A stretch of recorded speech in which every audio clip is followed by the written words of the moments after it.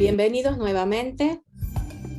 Vamos a comenzar la conferencia Científicas de Acá, Historias que cambian la historia, con Valeria Edelstein. Ella es licenciada y doctora en Ciencias Químicas por la Universidad de Buenos Aires, es diplomada superior en Enseñanza de la Ciencia y también es estudiante de la maestría en Epistemología e Historia de la Ciencia de la Universidad 3 de Febrero y también de Abogacía.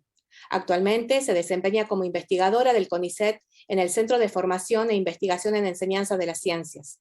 Es profesora de Química Analítica en el Instituto Tecnológico de Buenos Aires y dicta el taller exploratorio de Ciencias, Laboratorio de Ideas para nivel primario, del cual es creadora, entre otras actividades.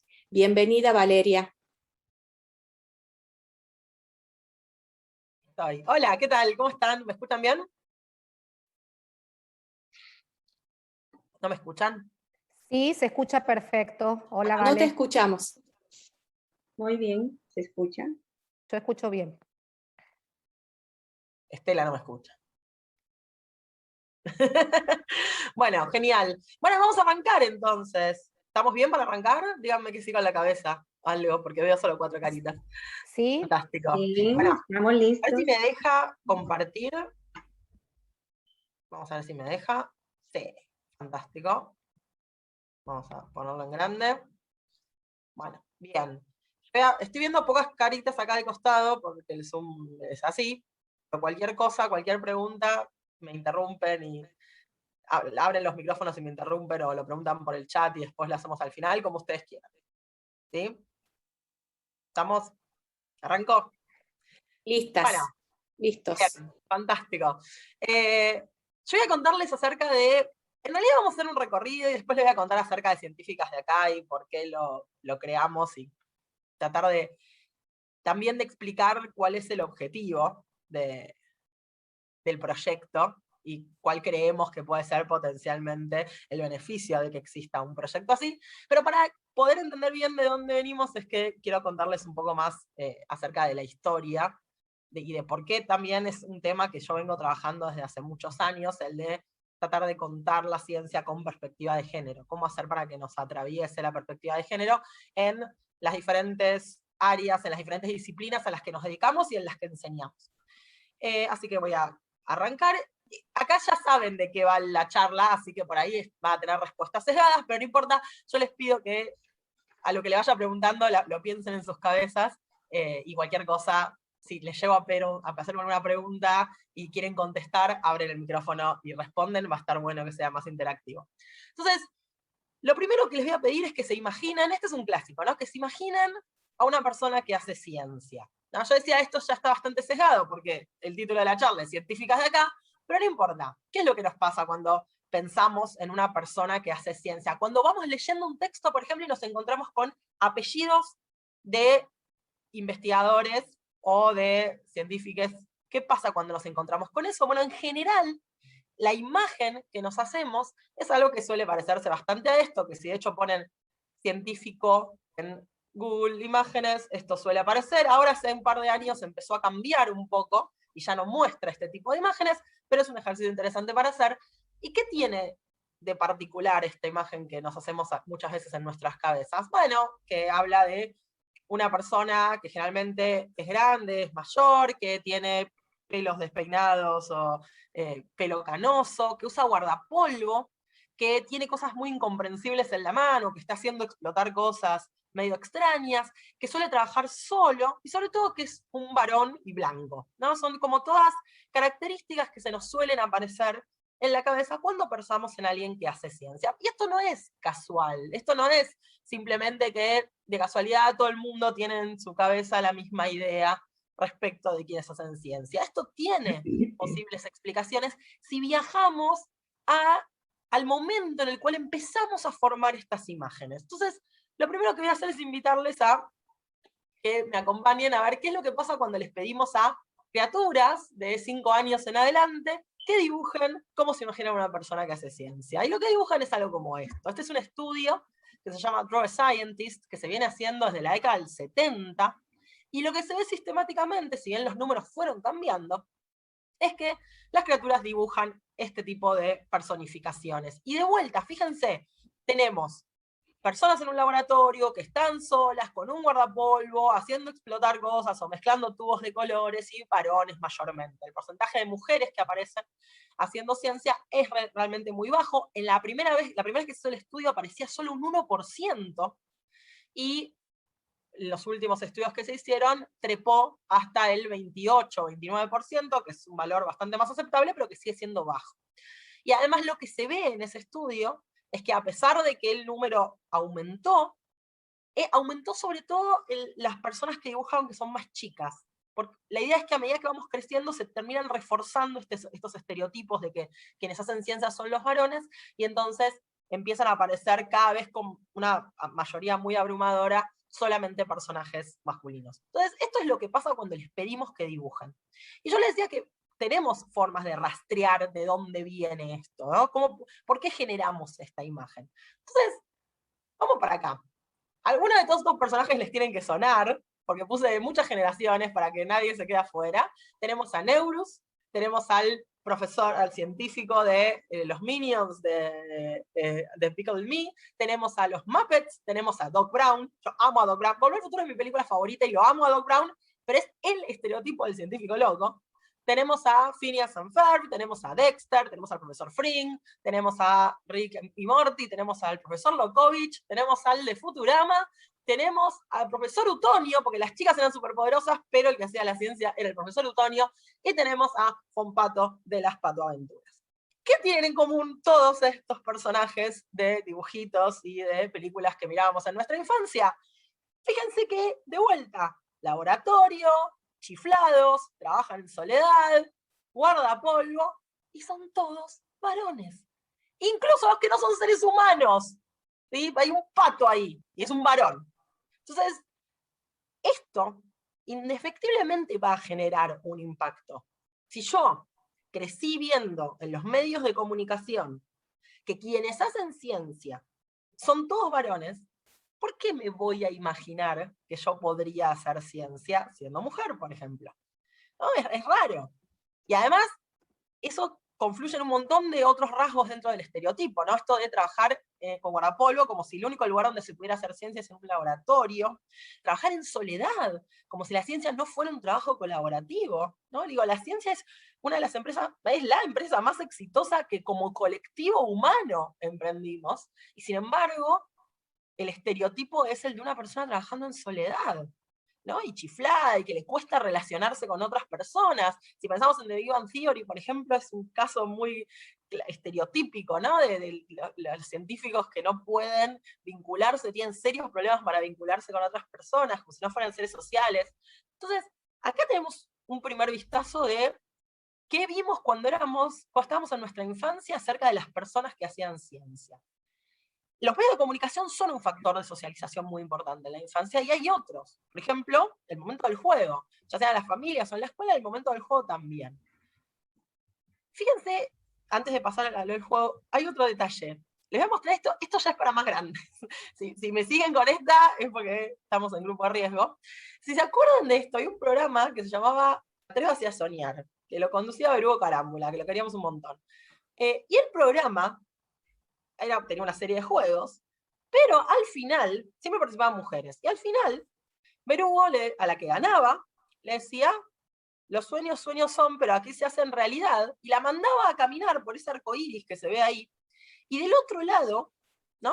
Se metía por atrás del decorado, y después salía toda vestida y maquillada y arreglada. Y ese era el sueño de las mujeres en ese momento. No digo el de todas las mujeres, pero digo, esta era la representación que teníamos, ¿no? Era, venga y atrévase a soñar. ¿Cuál es tu sueño? Tu sueño es ganar el programa de televisión y que te peinen, te maquillen y te vistan, ¿no? Y con esto crecimos. Esto eran representaciones que nos rodeaban todo el tiempo. Y yo recién decía, bueno, hay otros factores de socialización, por ejemplo, el juego. ¿Y qué pasa en el juego? Bueno, si miramos cómo eran los juguetes, estos son del más o menos el 60, el 70, fíjense que los de química, los de física, los de construcción, todos en la tapa tienen varones. Hay una mujer ahí, ¿qué está haciendo? Está mirando de lejos por las dudas. Entonces, como, qué interesante esto que vos estás haciendo, yo lo miro a la distancia. Y me pueden decir, bueno, pero fue cambiando, ahora los juguetes tienen una tendencia menos sexista, y no tan así. Esta es la Barbie que hablaba. La Barbie que hablaba salió al mercado en la década del 90. Y una de las frases que decía era, la clase de matemáticas es difícil. Lo pueden buscar porque hay un videito en YouTube, hay uno solo, en donde se ve cuando apretan el botoncito y la Barbie habla, y dice, la clase de matemáticas es difícil, más classy stuff, dice. Y finalmente tuvieron que retirar a la muñeca. Pero esto, o sea, que en Los Simpsons lo veíamos como Stacy Malibu, diciendo, no me pregunten, soy solo una chica. Bueno, tenía un correlato en la realidad, no era un invento de los guionistas de Los Simpsons. Esto pasó. Entonces, las chicas que crecimos en los 90, escuchamos a la que supuestamente era nuestra muñeca favorita, decir que las matemáticas no eran para nosotras. Y yo les decía que, si bien los juguetes ahora están siendo menos sexistas, todavía podemos encontrar esto en las jugueterías. Y el problema no es el hecho de planchar o de limpiar, o sea, que se pueda jugar con eso es una cosa. Pero otra cosa es cuando eso está atado a ciertas expectativas de roles de género. Por ejemplo, si miran el que hice mi planchita, yo le hice un círculo, un óvalo azul, porque además no se ve bien en la pantalla, pero dice, ahora puedo planchar como mamá. Esta mamá, yo acá no plancha ni de casualidad, pero digo, ¿qué es ahora puedo planchar como mamá? Y lo mismo el otro. Fíjense que hay un círculo violeta que dice Girls Only. Esto es solo las chicas solas pueden encargarse. ¿No? Esto también se condice con un estudio que se hizo en 2019, que hicieron un estudio sobre la distribución de juguetes y lo que se consideraban juguetes de nena y juguetes de varón, que sigue existiendo esa diferencia. Por más que no nos guste, eso está ahí, uno va a la juguetería y todavía te preguntan cuando se va a envolver el paquete si es para nena o para varón, porque le ponen un moño rosa o le ponen un moño celeste, o te preguntan ¿para qué? ¿Para nena o para varón? Y te ofrecen diferentes juguetes. El estudio este mostró que el 40% de los juguetes que se consideran para nena son juguetes que tienen que ver con tareas de cuidado y trabajo doméstico, ¿no? Son bebotes y darle la mamadera y cuidar que haga diferentes cosas, o trabajo doméstico, para limpiar, para planchar y demás. El 40% de los juguetes que se ofrecen para nenas, ¿no? Como si esa etiqueta existiera, pero digo, siguiendo ese juego, se ofrece un 40% que es trabajo doméstico y tareas de cuidado. Y esto, de vuelta, no es algo que haya quedado en el pasado. Si se acuerdan de esta publicidad, esto pasó hace apenas unos años, para el Día de la Niñez, cuando este supermercado publicitó los juguetes de esta manera. Y fíjense lo siguiente, acá no es que esto no fue un día una persona que se levantó. Sí, ¿qué pasó? Y dijo, voy a colgar este cartel gigante. No te da tiempo de llegar. Perdón, no sé si me están hablando a mí. No, Valeria, disculpa, es Gladys. Gladys, por favor, tu micrófono, gracias. Ah, está, bueno, gracias, no, gracias, perdón, parece que le estaba haciendo alguna pregunta. Esto que pasó hace un par de años, no fue un día una persona que se levantó, que cargó un cartel gigante y que fue y lo puso en el supermercado. Digo, uy, no es que se le ocurrió de repente. Esto pasó por un montón de personas. Esto pasó por una situación en donde hubo gente en una mesa diciendo, qué buena idea poner con C de campeón y con C de cocinera. Pasó por diseño, pasó por fotografía, pasó por un montón de instancias. Y el problema es que, o bien nadie se dio cuenta que esto era un refuerzo de estereotipos que no queremos que exista, o bien quienes se dieron cuenta no estaban en una posición tal que pudieran decir algo al respecto. Porque a veces mucha gente se da cuenta de que hay cosas que están funcionando mal y no puede decirlas, porque puede perder el trabajo, porque tiene miedo a represalias. Entonces, esto para mí es un gran ejemplo de que o bien nadie se dio cuenta, o la gente que se dio cuenta no lo pudo decir. Y en ambos casos tenemos un problema serio. Entonces, todo esto, estos factores de socialización, los medios de comunicación, los juegos en familia, tenemos estudios que nos muestran que si bien las familias suelen decir que no hay diferencias entre las capacidades, por ejemplo, matemáticas, entre chicas y chicos, después sí se ve, y lo mismo pasa con docentes, después sí se ve que impulsan mucho más esas habilidades en chicos que en chicas. Se ve que, por ejemplo, les explican mucho más cuando van a museos de ciencia a los varones que a las mujeres. si piensan en los manuales escolares, por ejemplo, insisto, manuales de 2019, la recta numérica, primer grado, recta numérica, manitos con uñas pintadas, una modista, la cinta de modista, y el varón carpintero con su regla de carpintero. Esto sigue pasando, sigue estando ahí, y son pequeños detalles, quizás son sutilezas, pero van generando una imagen que es la que termina produciendo esos dibujos que vimos al principio, que parece que las personas que se dedican a la ciencia, a la ingeniería, a la matemática, son solo varones.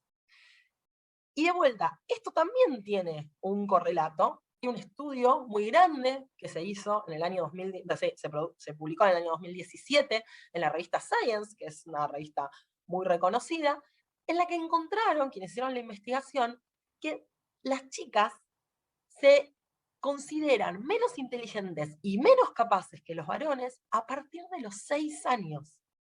6 años, es una locura, es nada. ¿Cómo a partir de los 6 años? Hicieron varios experimentos y esas fueron las conclusiones a las que llegaron. Entonces, si sumamos todo eso, si sumamos que nos sentimos menos capaces y menos inteligentes, que en la televisión no hay referentes, ¿no? En los medios de comunicación en general, no parece haber científicas que sean referentes, no vemos mujeres haciendo ciencia, que en los juguetes nos están también formando unas ciertas expectativas asociadas a roles de género. Si sumamos todo eso, ¿por qué en nuestras cabezas la ciencia sería un universo posible?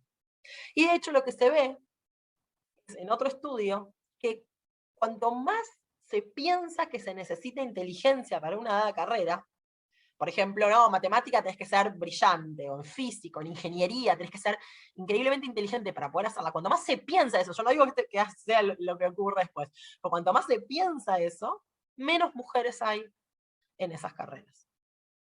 Entonces tenemos un correlato, tenemos un efecto que podemos medir, y podemos analizar después si hay o no causalidad, pero por lo menos la correlación parece ser bastante fuerte. Entonces, una pregunta posible es, bueno, ¿cómo se reparte la torta en el mundo de la ciencia? O sea, si estamos viendo todo esto en las infancias y en las elecciones profesionales, ¿qué pasa después en el mundo científico? ¿Realmente hay menos mujeres? ¿Realmente no están en algunas áreas? Bueno, vamos a hacer un ejercicio. Acá les voy a pedir que si quieren abrir el micrófono y contestarme, está buenísimo. Si no, piénsenlo.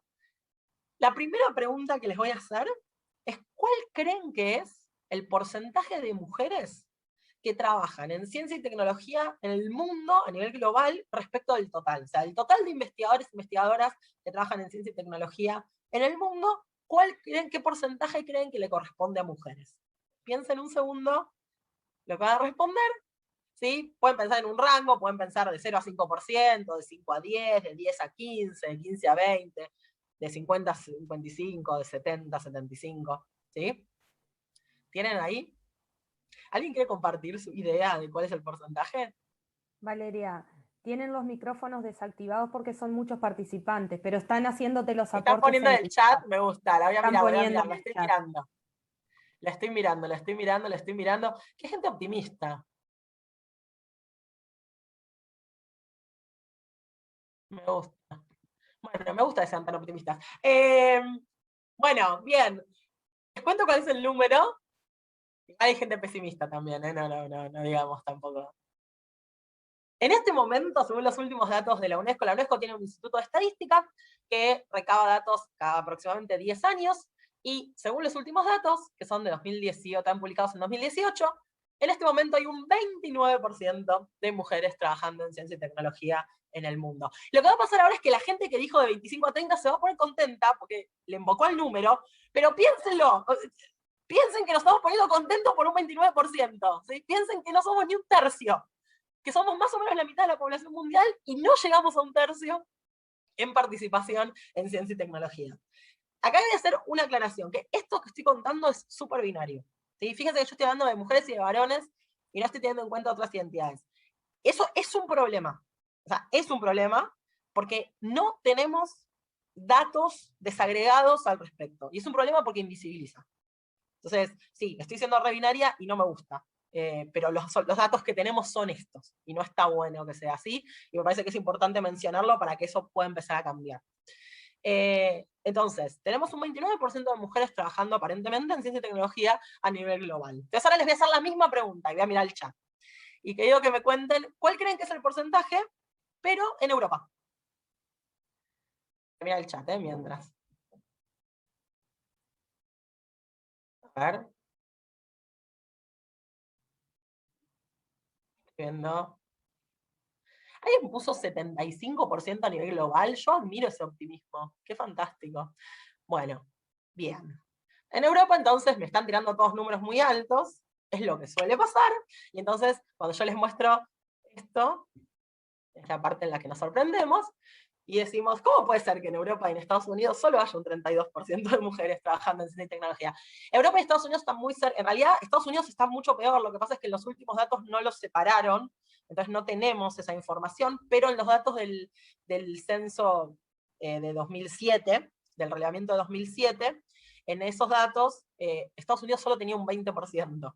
Europa tiene un 32% y se mantiene más o menos en los mismos valores, pero esta vez como lo juntaron todo, por eso yo puse el 32 para ambos, pero la idea es que más o menos están cerca del promedio global, ¿no? En Estados Unidos en particular la situación en general es bastante peor, y les cuesta mucho más a las mujeres alcanzar posiciones en el sistema científico-tecnológico, pero en Europa ronda el promedio global. Y acá viene la parte divertida. Les tengo que preguntar cuál es el porcentaje de mujeres trabajando en ciencia y tecnología en América Latina. A ver, ¿qué me dicen en América Latina? Estoy mirando el chat. Ahí se fue el optimismo al cuerno, ¿no? Con América Latina perdimos todo el optimismo que nos quedaba. Mucho menos, 15, 18, 5, 10, 20, 15 siendo optimista. Me gusta que sean optimistas. ¿Alguien puso 90?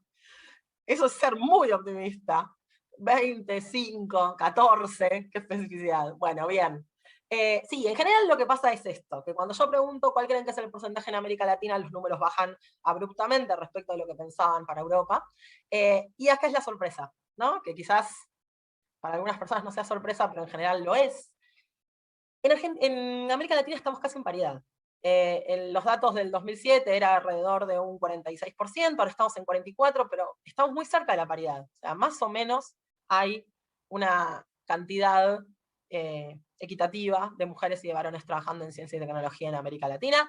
Tenemos algunas hipótesis al respecto de por qué eso es así. Las hipótesis no son felices, porque tienen que ver con la precarización del trabajo científico en Argentina, pero la realidad es esta, ¿no? Los datos lo que nos muestran es que tenemos casi una participación paritaria.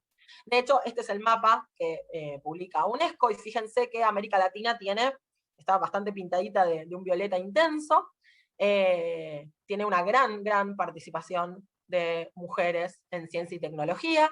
En particular, Argentina está cuarta, detrás de Bolivia, Venezuela, Trinidad, Tobago, Guatemala, quinta, perdón, tiene arriba de un 50%. O sea, en Argentina estamos por encima de la paridad. Hay más investigadoras que investigadores en el sistema científico-tecnológico. Esto también se ve en una encuesta que se hizo el último año, que la hizo el Swire, que es una editorial muy grande, y que también encontró que en Argentina hay más mujeres que varones trabajando en ciencia y tecnología. Acá es donde decimos, ¿y entonces de qué se quejan? Sí, son un montón, ¿no? Es como, bueno, entonces estamos re bien. Digo, ¿por qué estamos protestando? Bueno, acá es donde también hay que afinar el lápiz, ¿no? Acá es donde tenemos que empezar a mirar en detalle, porque no es suficiente con que seamos un montón. La pregunta es en dónde estamos. No nos alcanza con saber que somos muchas. Entonces, ¿dónde estamos? Bueno, miremos en el CONICET.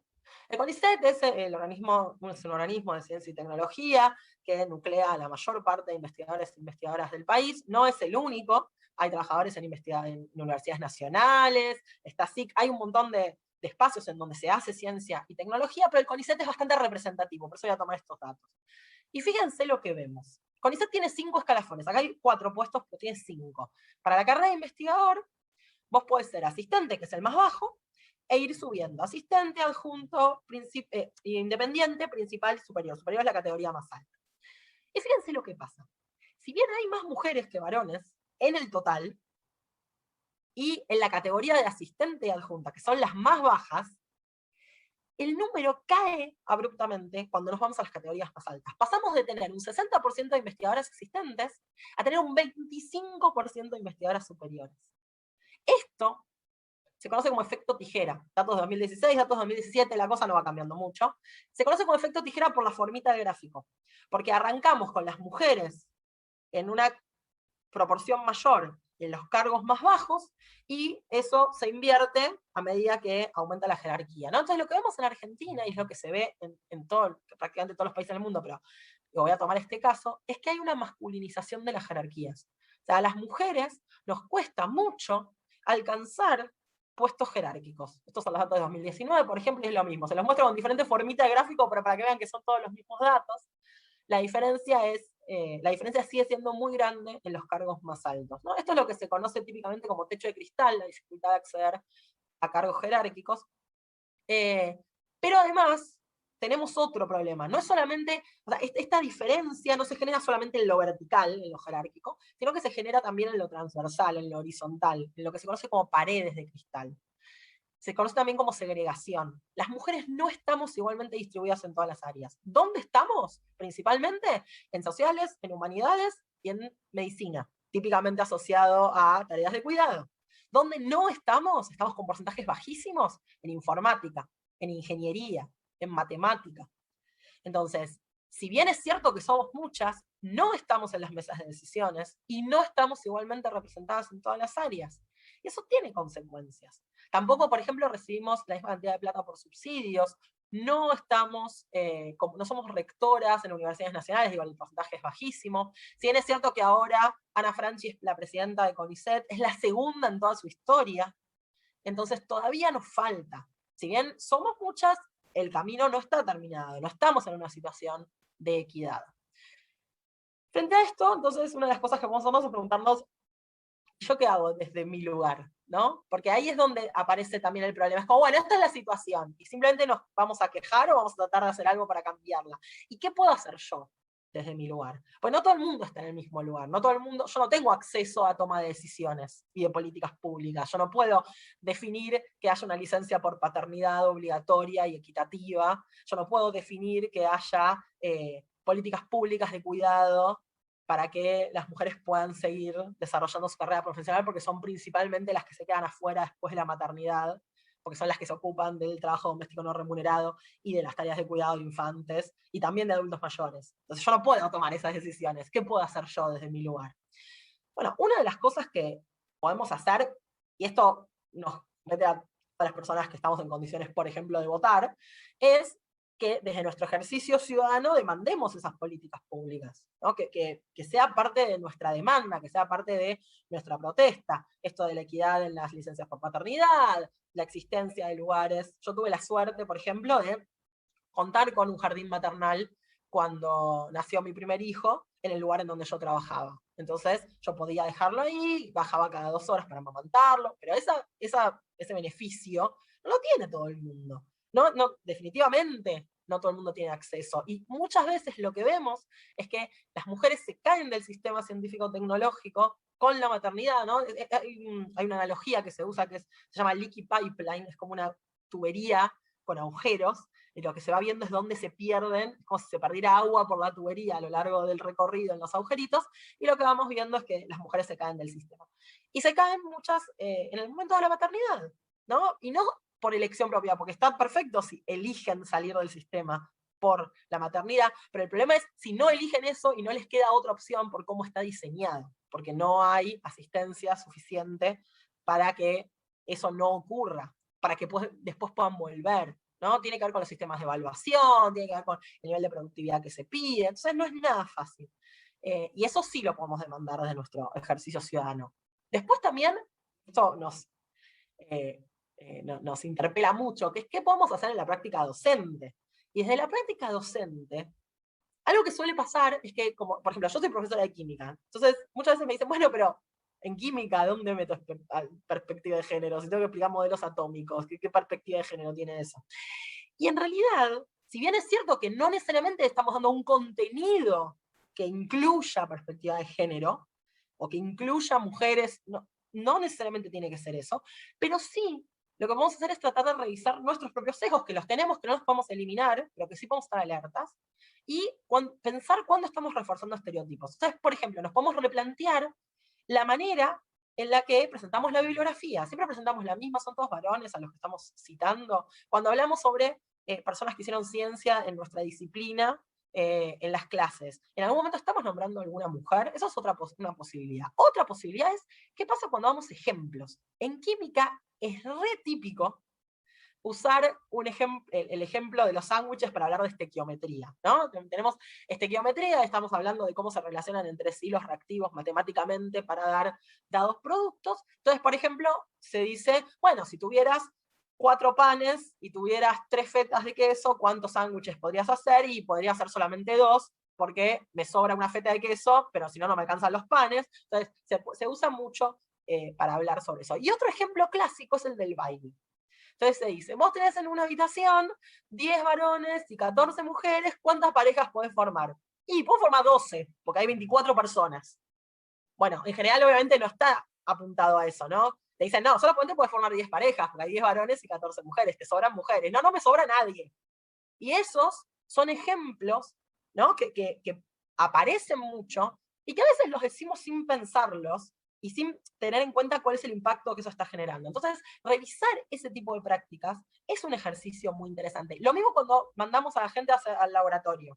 Suele pasar que como los varones se dan más maña, son quienes se encargan de armar los equipos. Y como las mujeres son más prolijas, son las que hacen los informes, son las que escriben en el pizarrón. Eso también es algo muy clásico de las aulas, sobre todo de química. Entonces, tratar de empezar a revisar eso, de generar rotaciones. En matemática muchas veces se usa como ejemplo de variable binaria el sexo, varón, decimos varón-mujer, ¿no? Ni siquiera el género también se puede usar como variable binaria. Bueno, repensar eso, escuchar cuando son nuestros propios estudiantes quienes nos interpelan, ¿no? Y nos dicen, che, eso no parece estar bien, eso no es una variable binaria, no es cierto, no lo es. Entonces, todas estas partes de reflexión acerca de cómo presentamos los contenidos, aunque los contenidos en sí mismos no incluyan perspectiva de género, sí en la manera en la que estamos presentándolos, estamos metiendo nuestros propios sesgos y reforzando algunos estereotipos. Entonces, esta es una parte en la que podemos tener una injerencia importante. Y acá viene el proyecto justamente, porque hay otro componente que es la visibilización. Yo les decía al principio, si no hay referentes en los medios de comunicación, si no vemos científicas, si no vemos a personas que hacen ciencia que no sean varones, blancos, cis, heterosexuales, es muy difícil que sea un universo posible. Yo no quiero que todas las chicas que hoy están en sexto grado sean científicas. Lo que sí me gustaría que pasara es que lo piensen como una posibilidad. Que así como se imaginan siendo arquitectas, futbolistas, músicas, pintoras, también se imaginen siendo astrónomas, ingenieras. Me parece que esa es la clave de por qué está buenísimo visibilizar el trabajo de las mujeres que hacen ciencia y tecnología en Argentina, para generar esos universos posibles. Y en ese sentido, yo arranqué hace muchos años con una serie de hilos en Twitter, que es un proyecto que se llama Contemos Historias, que empezó en Twitter y que después se convirtió en un podcast, y después se convirtió en un libro, pero el podcast principalmente cuenta historias, está disponible, lo pueden ver en la página de Lunfa, que es la productora que lo hicimos, y si no lo pueden bajar de Spotify. Contamos historias de la ciencia y sus protagonistas, muchas de ellas historias de científicas, historias que parecen increíbles, pero que ocurrieron, y en particular tenemos una miniserie que se llama Rita y Eugenia, sobre Rita Levi Montalcini y Eugenia Sacerdote de Lustig. Ellas eran primas, se recibieron de médicas en Italia, eran primas. Eventualmente Rita ganó el Premio Nobel de Medicina en 1986. Eugenia se vino para acá cuando estalló la Segunda Guerra Mundial, en realidad con las leyes fascistas de Mussolini, y fue ella la responsable, gracias a ella se introdujo la vacuna contra la polio en Argentina, y 1956 fue la última gran epidemia de polio en Buenos Aires. Se lo debemos a ella, salvó miles de vidas. También le debemos a ella que en nuestro país se haga la técnica de cultivo in vitro, porque fue la primera que lo trajo. Y bueno, de todas estas mujeres que hay acá, la miniserie de Rita y Eugenia es de mis favoritas. Pero pueden escuchar toda la historia. Está Cecilia Payne, está Alice Meitner, está Alice Hamilton y Hedy Lamarr, que son todas las que aparecen acá. Y obviamente también tenemos científicas de acá. ¿Qué científicas de acá? Científicas de acá es un proyecto que comenzamos el año pasado, somos cuatro mujeres que venimos de diferentes áreas. Julie Elfman es periodista y es editora, y es astrónoma fanática amateur, no estudió astronomía, pero le gusta muchísimo. Caro Haddad trabaja en sistemas, viene del lado de sistemas y es una de las cofundadoras de Chicas en Tecnología. Julia Alcain es bióloga, ahora está trabajando, es becario postdoctoral del CONICET y está trabajando en el equipo de Juliana Casataro, que están desarrollando la vacuna Cecilia Grierson contra el coronavirus. Y bueno, yo que me formé en química, y fue donde hice mi doctorado, fue donde hice mi postdoctorado, entré a carrera de CONICET como química, y después me mudé al área de didáctica de las ciencias naturales, que es donde hago investigación ahora. Así que también venimos de cuatro palos diferentes, pero con el mismo objetivo, que es el de visibilizar el trabajo de las mujeres que hicieron y hacen ciencia y tecnología desde Argentina. Hacemos mucho trabajo en redes, sacamos un libro que tiene más de 25 historias de pioneras, de actuales, buscamos tratar de mostrar toda la diversidad posible. Tenemos historias que van desde la Quiaca hasta la Antártida, de mujeres increíbles que hicieron trabajos espectaculares, y también de mujeres que no llegaron por algún motivo, porque no queremos quedarnos simplemente con las historias de éxito, ¿no? Pues son las que nos llegan siempre, las historias de éxito. Y la verdad es que por cada Marie Curie, que yo la amo a Marie Curie, pero por cada Marie Curie, ¿cuántas se quedaron en el medio? ¿Cuántas no pudieron llegar? Es importante contar también esas historias. Es importante contar historias más de cotidianidad, no solamente las excepcionales, para que no nos quede esa idea, ¿no? Para poder sacar del bronce, pues muchas veces seguimos manteniendo esta idea de la ciencia como algo muy alejado, y si lo bajamos a lo concreto y a lo real y a lo humano, y contamos el contexto, y que esa es la idea en realidad de contemos historias, ¿no? Dar ese contexto, todo se vuelve mucho más cercano. Entonces con científicas de acá contamos muchísimas historias. Están en el libro, pero después están todas disponibles, porque la idea es que el conocimiento circule, es el mismo objetivo detrás de Contemos Historias, que este conocimiento circule, que estas vidas se conozcan, así que las pueden encontrar todas en nuestro blog. Si entran a la página cientificasacá.com, van a ver que tienen las opciones de acceder al libro, de acceder al blog para encontrarse con todas las historias. Tenemos un listado abierto y colaborativo, o sea, si se les ocurre alguna científica, se puede agregar, porque la idea es que estén ahí disponibles. Entonces nosotros tenemos una lista muy larga, pero si se les ocurre alguna que no está en la lista y quieren incorporarla, esto está abierto para que puedan hacerlo en nuestra página. Y de vuelta, la idea es, como les decía al principio, no que todo el mundo se dedique a la ciencia, pero sí que sea un universo posible, que sea una posibilidad, no una obligación, pero sí una posibilidad, porque es muy difícil querer ser aquello que nunca conocemos. Bueno, a mí me encuentran súper fácil porque yo soy Vale Orejita en todos lados, Vale Orejita en el mail, Vale Orejita en las redes, así que cualquier duda, cualquier pregunta que haya quedado después de que terminemos ahora la charla, no duden en escribirme, que voy a tratar de responder todo lo más rápido posible.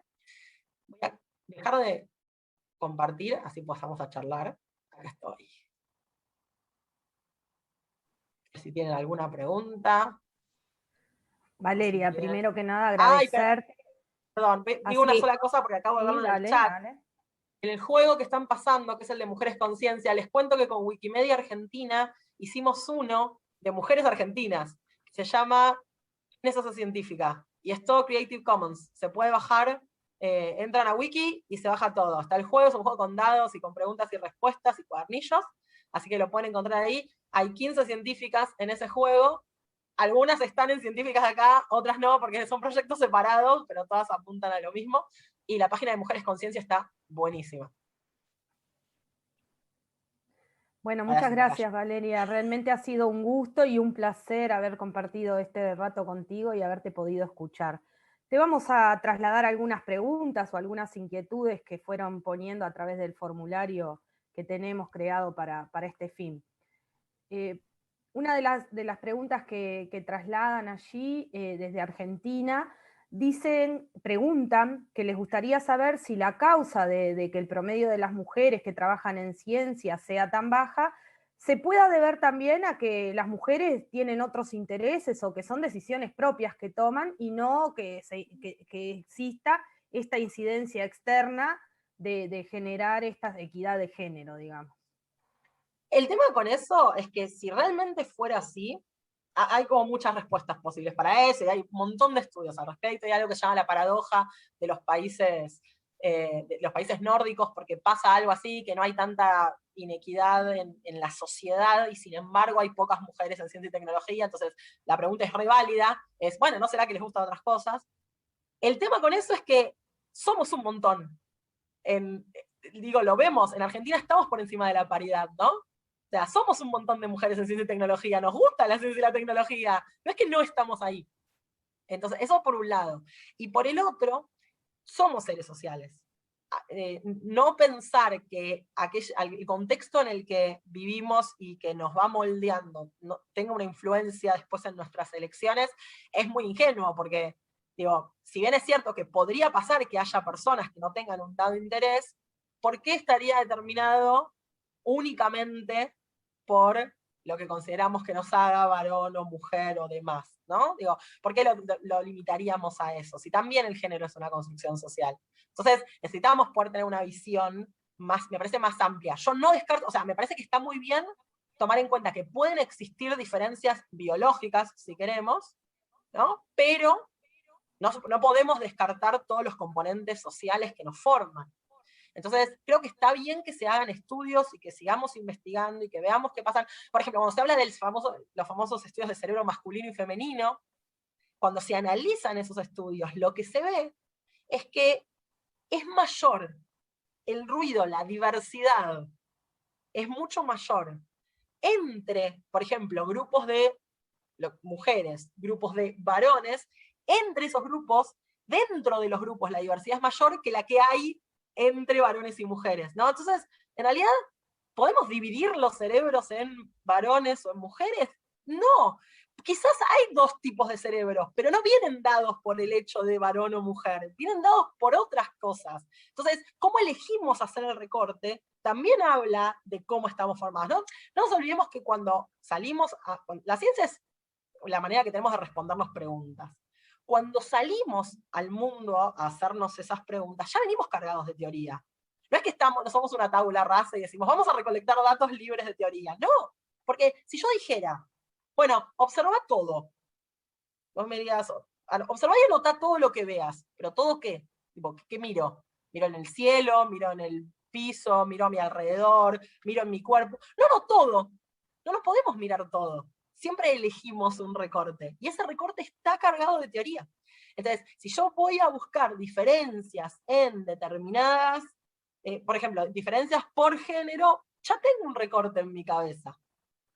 Es re importante tener eso en cuenta, porque si no, hay algo que se llama inductivismo estrecho, que es esto de salvo el mundo y miro y recolecto datos y después con eso me construyo una teoría. Pero la ciencia no funciona así. Tenemos un contexto. Y por eso es que es tan importante reconocer ese contexto. Y conocerlo históricamente, ¿no? Ver qué fue lo que pasó y cómo construimos el conocimiento científico. Y sobre todo tener en cuenta que es una experiencia colaborativa, ¿no? Que no es algo individual que hacemos aislados en un laboratorio sin tener contacto con lo que nos rodea. Gracias. Te voy a trasladar alguna otra pregunta porque nos están quedando pocos minutos y hicieron unas cuantas preguntas por acá. Hay dos que están bien relacionadas. Una, están vinculadas las dos a la exposición que hiciste de los juguetes.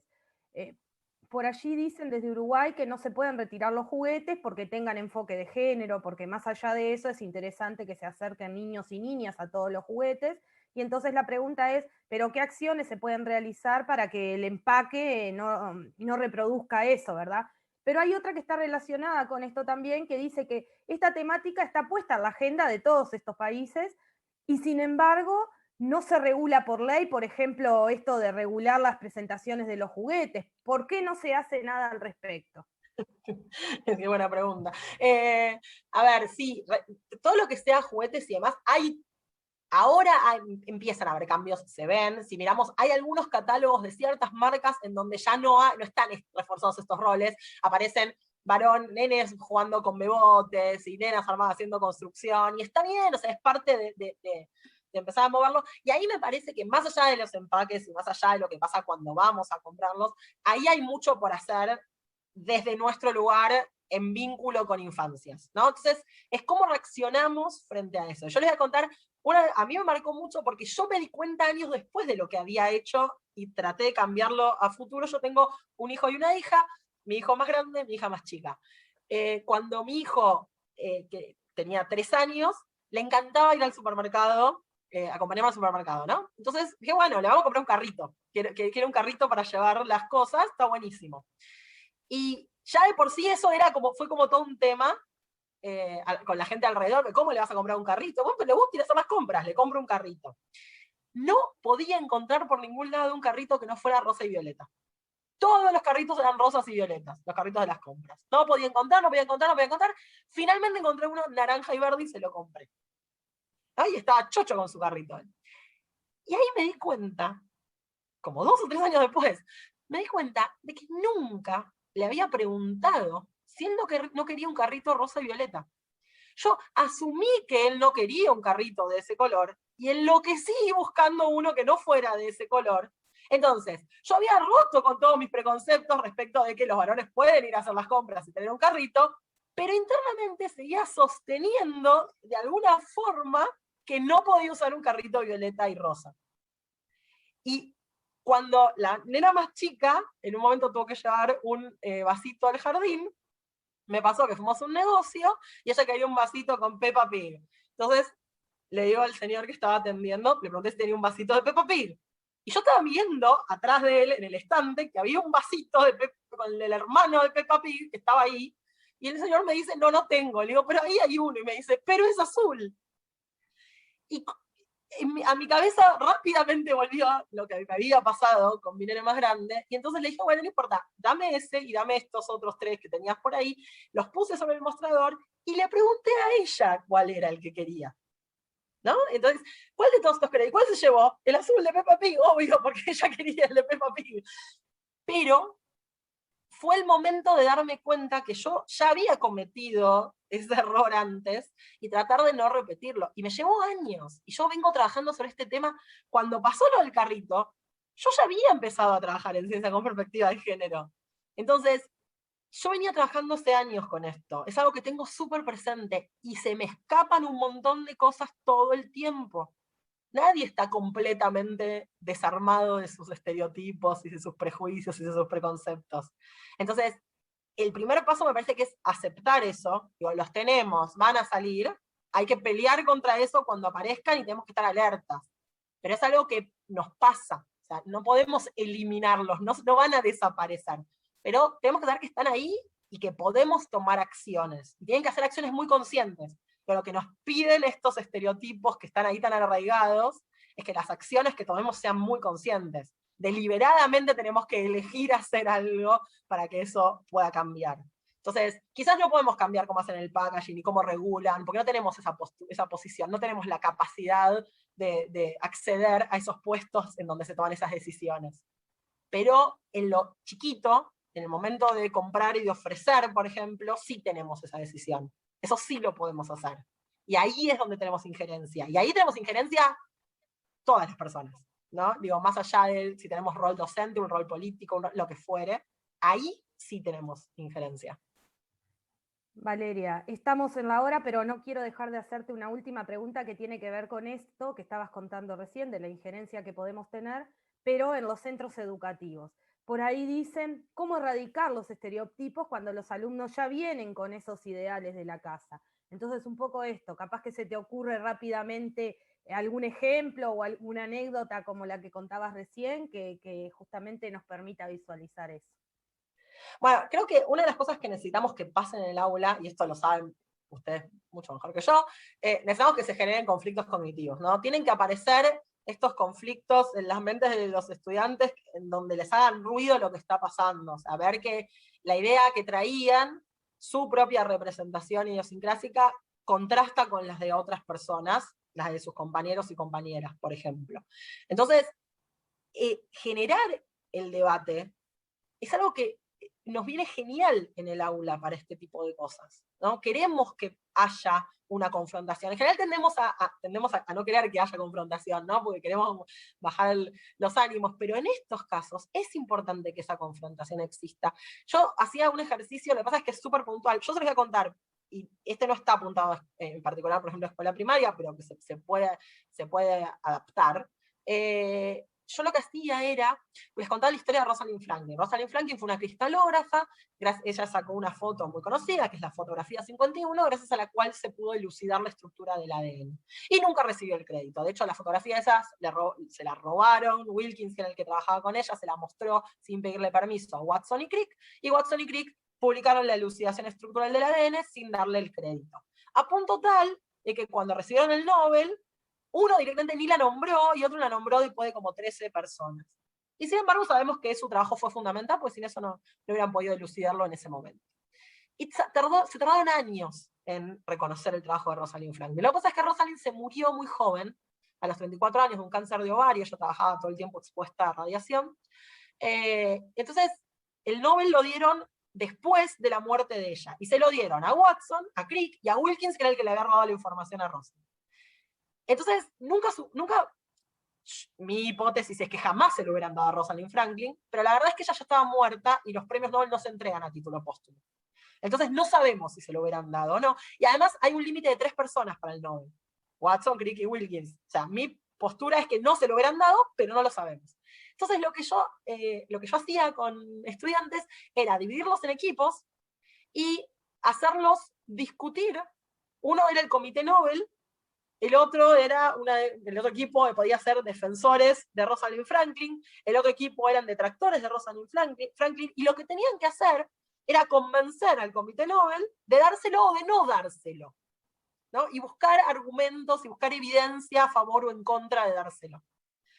Y lo que terminaba pasando en esos debates es que después de leer la historia de ella, después de ver todo lo que había pasado, el grupo que tenía que estar en contra de dárselo, le costaba horrores. Le costó horrores porque no podían creer lo que había pasado. O sea, no estaban en posición de defender el no dárselo. Y eran personas que antes, en las clases anteriores, no veían un mayor problema, por ejemplo, en la invisibilización de las mujeres, o en que esta idea de la meritocracia, como si tal cosa existiera, lo podemos discutir en otro momento, pero digo, esta idea de que no, bueno, todo depende del esfuerzo que hagas. No es así, no partimos todos del mismo lugar.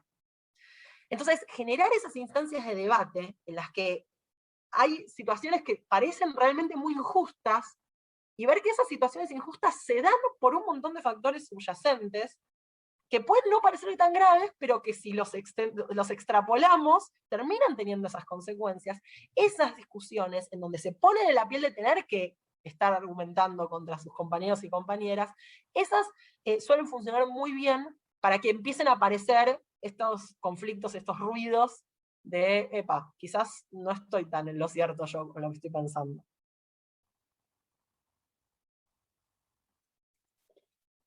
Está silenciada, Alexandra.